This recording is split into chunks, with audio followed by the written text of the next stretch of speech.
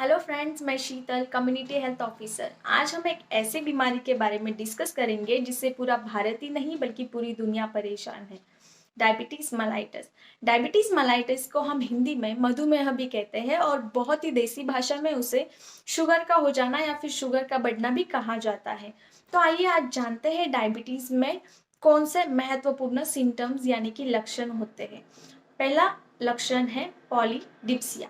Polydipsia में patient को बार बार प्यास लगती है, पेशेंट को बहुत सारा पानी पीने का मन करता है और पेशेंट बार बार पानी पीता है। दूसरा सिम्टम यानी लक्षण है पॉलीफेजिया। पॉलीफेजिया में पेशेंट को बार बार खाना खाने का मन करता है, चाहे फिर वो जंक फूड्स हो या फिर कोई अदर खाना हो, लेकिन उसे बार बार खाना खाने का मन करता है।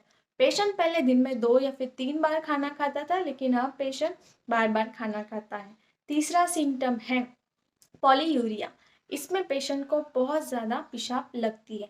तो ये जो 3 सिम्टम्स है ये डायबिटीज़ में बहुत महत्वपूर्ण सिम्टम्स हैं। इसके अलावा भी कुछ सिम्टम्स है।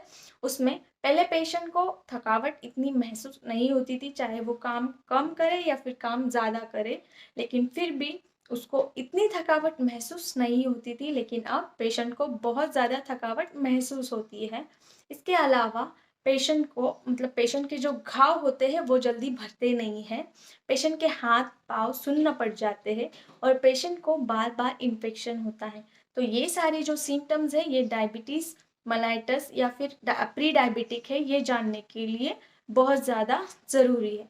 तो इनमें से कोई भी सिम्टम अगर आपको या फिर आपके परिवार में से किसी को भी नज़र आ रहा है तो तुरंत ही आपके आसपास के अस्पताल में जाकर डायबिटीज़ की जांच ज़रूर करा लें। Thank you. स्वस्थ रहिए।